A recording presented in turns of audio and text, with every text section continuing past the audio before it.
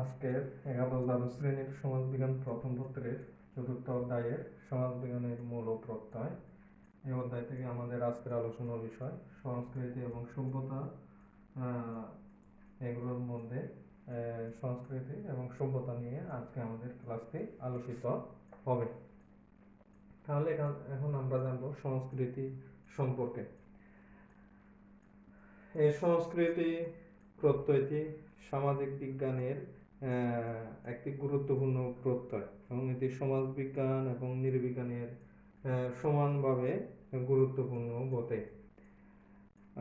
সংস্কৃতি বলতে সাধারণত আমরা নাচ, গান, নাটক, আবৃত্তি, কৌতুক ইত্যাদি বিনোদনমূলক বিষয়গুলোকে আমরা সংস্কৃতি বলতে বুঝে থাকি।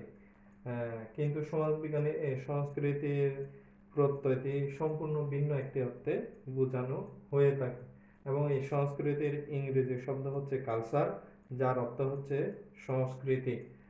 এবং এই সংস্কৃতির আরো খাঁটি বাংলা হলো কৃষ্টি, যার অর্থ কর্ষণ করা, শ্বাস করা।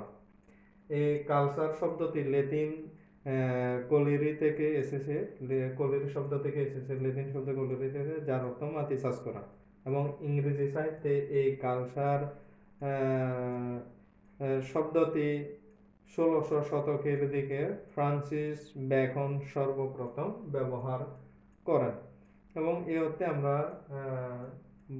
সংস্কৃতি বলতে পারি আসলে এই মানুষের সৃষ্ট, মানুষ তার সামাজিক পরিমণ্ডলে বসবাস করতে গিয়ে যা কিছু চিন্তা ভাবনা করেছে এবং যা কিছু সৃষ্টি করেছে, উদ্ভাবন করেছে, তার সবগুলোর একত্রে রূপটাকে আমরা সংস্কৃতি বলে থাকি বা সংস্কৃতি বলতে পারি।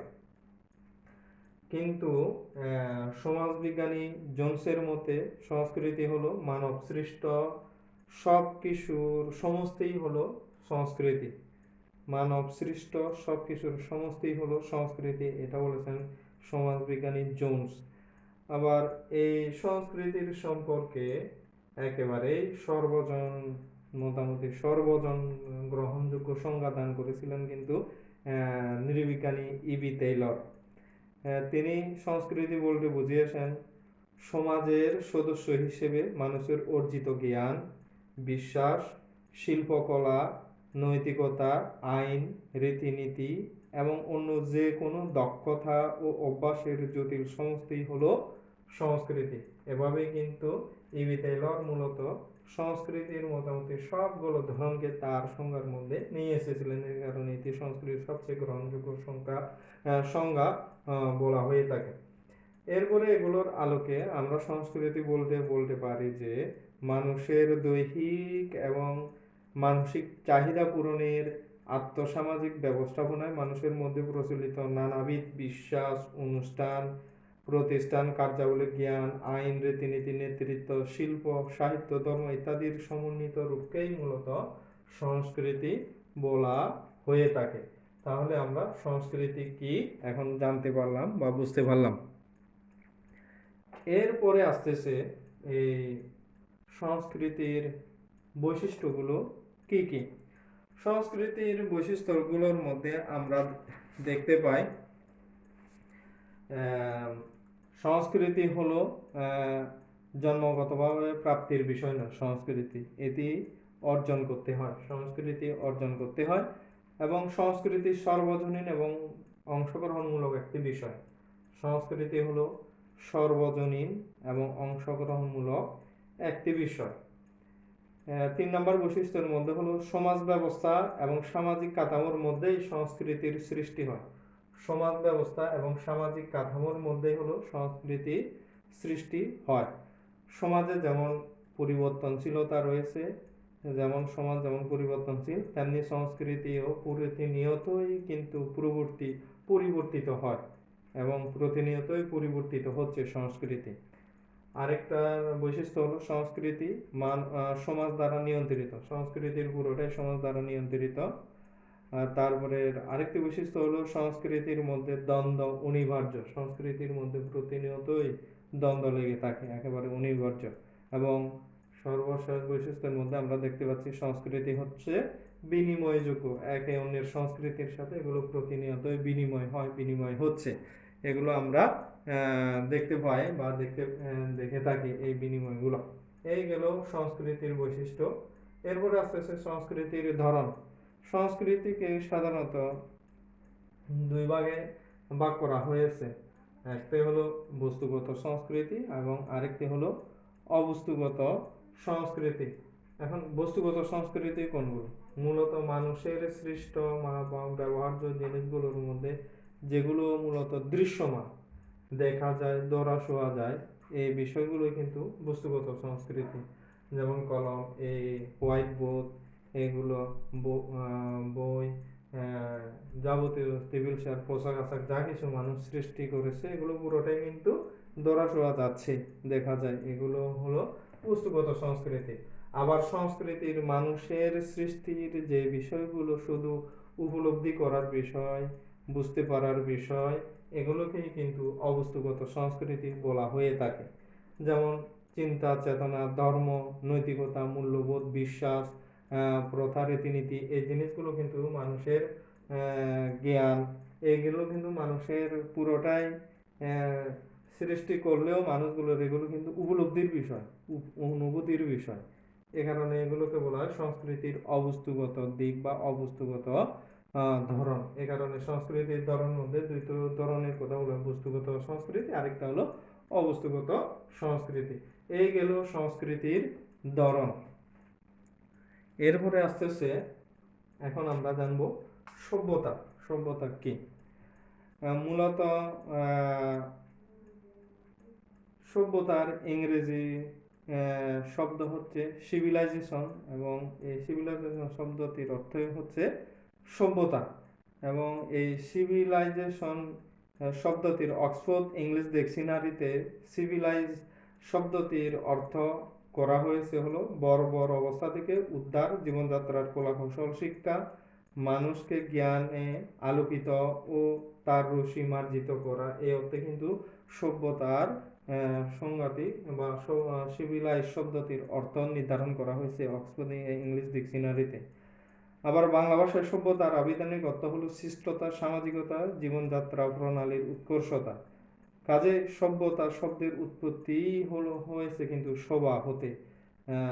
শোভার অর্থ হলো যা সকলকে নিয়ে শোভা পায়, এই অর্থে কিন্তু এই সভ্যতার শব্দটির উদ্ভব হয়েছে। এখন আমরা দেখব এই সভ্যতা শব্দের এই সিভিলাইজেশন শব্দটি মূলত এসেছে ল্যাটিন সিভিলিস থেকে, যার অর্থ হলো নাগরিক। এই অর্থে সভ্যতা বলতে, এই উৎপত্তিগত অর্থে সভ্যতা বলতে মূলত সুসংহত নগরবান রাষ্ট্রের নাগরিক জীবনের অর্জিত গুণাবলীর সমগ্রকেই বোঝানো হয়েছে। এভাবেই কিন্তু সভ্যতাকে নির্দেশ করা হয়েছে। তাহলে এখন আমরা জানবো বিভিন্ন বিজ্ঞানীরা, সমাজবিজ্ঞানীরা এই সভ্যতা বলতে কি বুঝিয়েছেন। মেকআইভার-ফেস সভ্যতা অর্থে যেটা বুঝিয়েছেন হলো সভ্যতা অর্থে আমরা বুঝি মানুষ তার জীবন ধারণের ব্যবস্থা নিয়ন্ত্রণ করবে যে যান্ত্রিক ব্যবস্থা সৃষ্টি করেছে, তাই হলো বা তার সামগ্রিক রূপ, তাই হলো সভ্যতা। এটা হলো মেকআইভার এবং ফেজের সংজ্ঞার মতে। তবে লুইস হেনরি মর্গান তার অ্যানসিয়েন্ট সোসাইটি গ্রন্থে বলেছেন সভ্যতা হচ্ছে কুসংস্কার বর্জিত সমাজের চূড়ান্ত রূপ। কুসংস্কার বর্জিত সমাজের চূড়ান্ত রূপ, তাকেই তিনি সভ্যতা হিসেবে উল্লেখ করেছেন লুইস হেনরি মর্গান। আবার ডাব্লিউ.পি. স্কটের মতে সভ্যতা হচ্ছে এক উচ্চতর জটিল সংস্কৃতি। সংস্কৃতির এক উচ্চতর জটিল সংস্কৃতি বলতে সভ্যতা বুঝেছেন। এটা হলো বিভিন্ন সমাজবিজ্ঞানীদের মতে সভ্যতা বলতে কি বোঝায়। এখন আমরা জানবো এই সকল সংজ্ঞার মতে আমরা বলতে পারি মূলত বিজ্ঞান ও প্রযুক্তির সব বস্তুগত আবিষ্কারের সকল বস্তুগত আবিষ্কারের ফলকেই মূলত একত্রে সভ্যতা বলা হয়ে থাকে। এই হলো সভ্যতা। এরপরে আসতেছে সভ্যতার ধরন। সভ্যতার ধরন বলতে মূলত এখানে নদী এবং সমুদ্র তীরবর্তী অঞ্চলগুলোকে কেন্দ্র করেই কিন্তু সভ্যতাগুলো, মানব সভ্যতাগুলো গড়ে উঠেছিল, এবং এই সভ্যতার গড়ে ওঠার ধরনের উপর ভিত্তি করে সভ্যতাকে দুই ধরনের সভ্যতার কথা বলা হয়েছে। একটা হলো প্রাচ্যের নদী তীরবর্তী সভ্যতা, আরেকটি হলো পাশ্চাত্যের সমুদ্র তীরবর্তী সভ্যতা, যেগুলো গ্রিক এবং গ্রিক এবং রোমান সভ্যতাগুলো বা ভূমধ্য সাগরীয় উপকূলীয় অঞ্চলের যে সভ্যতাগুলো গড়ে উঠেছিল এগুলো। আবার নদী তীরবর্তী সভ্যতাগুলোর মধ্যে আমরা দেখতে পাই প্রাচীন মিশরীয় সভ্যতা, সিন্ধু নদকে কেন্দ্র, নীল নদকে কেন্দ্র করে মিশরীয় সভ্যতা, সিন্ধু নদীকে কেন্দ্র করে সিন্ধু সভ্যতা, এবং টাইগ্রিস ইউফ্রেটিস নদীকে কেন্দ্র করে মেসোপটেমীয় বা বেবিলনীয় সভ্যতাগুলো। এগুলো হলো প্রাচ্যের নদী তীরবর্তী সভ্যতাগুলো। এই সভ্যতার ধরন হলো দুটি, প্রাচ্যের নদী তীরবর্তী সভ্যতা এবং পাশ্চাত্যের সমুদ্র তীরবর্তী সভ্যতা। এই গেল সভ্যতা কি, সভ্যতার ধরন। এখন আমরা জানবো সংস্কৃতি ও সভ্যতার পারস্পরিক সম্পর্কগুলো কোথায়। সংস্কৃতি ও সভ্যতা একে অপরের সাথে একেবারেই ওতপ্রোতভাবে জড়িত এবং একটি অপরটির উপর নির্ভরশীল বটে। এ কারণে একজন কবিকে যেমন তার কবিতা থেকে বিচ্ছিন্ন করা যায় না, তেমনি সংস্কৃতিকেও সভ্যতা থেকে পৃথক করার কোনো উপায় নেই বা পৃথক করা যায় না। এরই প্রেক্ষাপটে আমরা সংস্কৃতি ও সভ্যতার পারস্পরিক সম্পর্কগুলো এখন আলোচনা করব। এক নম্বরের মধ্যে সংস্কৃতি ও সভ্যতা আমরা দেখতে পাই যে আসলে আন্তঃনির্ভরশীল এবং আন্তঃক্রিয়াশীল। যেমন সংস্কৃতির দুটি অংশ, বস্তুগত এবং অবস্তুগত সংস্কৃতি। আবার বস্তুগত সংস্কৃতির চরম বিকাশই হলো সভ্যতা। এই অর্থে সংস্কৃতি ও সভ্যতার মধ্যে মূলগত কোনো পার্থক্য নেই, বরং তাদের মধ্যে ঘনিষ্ঠ সম্পর্ক বিদ্যমান বা ঘনিষ্ঠ সম্পর্ক রয়েছে বা দেখা যায়। এরপরে 2 নম্বরের মধ্যে আসে যে সংস্কৃতির উপাদান যেমন সভ্যতার উপাদান দ্বারা প্রভাবিত, তেমনি সভ্যতার উপাদানও সংস্কৃতির বিভিন্ন উপকরণের দ্বারা অনেকখানি প্রভাবিত। যেমন হযরত মুহাম্মদ যে পোশাক পরিধান করতেন তা আরব দেশের সংস্কৃতির দ্বারা প্রভাবিত ছিল। সংস্কৃতিকে সভ্যতার মূল চালিকা শক্তিও বলা হয়ে থাকে। এই প্রসঙ্গে মেকাইভার ফেজ বলেন যে সভ্যতা যদি হয় দেহ, তবে আত্মা হলো সংস্কৃতি। এটা মেকাইভার এবং ফেজের মতে। এরপরে 4 নম্বরের সম্পর্কের মধ্যে আমরা দেখতে পাচ্ছি অনেক সমাজবিজ্ঞানী বস্তুর ব্যবহারিক দিক এবং কলাকৌশলকে সংস্কৃতি বলেছেন। বস্তুর ব্যবহারিক দিক এবং কলাকৌশলকে সংস্কৃতি বলেছেন, এমনকি বস্তুকেও তারা সংস্কৃতি থেকে বাদ দেননি। আর তাদের মতে মানুষের বিমূর্ত চিন্তার ফসল হলো সভ্যতা। এই সকল সমাজবিজ্ঞানীদের মতে মানুষের বিমূর্ত চিন্তার ফসল হলো সভ্যতা। জার্মান দার্শনিক কান্টের মতে সংস্কৃতি হলো মানুষের আভ্যন্তরীণ বিষয়। সংস্কৃতি হলো মানুষের আভ্যন্তরীণ বিষয়। পক্ষান্তরে সভ্যতা হলো মানুষের বাহ্যিক আচরণের সাথে সম্পর্কযুক্ত। ফি জিসবার্টের মতে সংস্কৃতি হলো অন্তস্থ, আত্মিক ও চূড়ান্ত, কিন্তু সভ্যতা হলো বাহ্যিক, যান্ত্রিক ও উপযোগিতামূলক।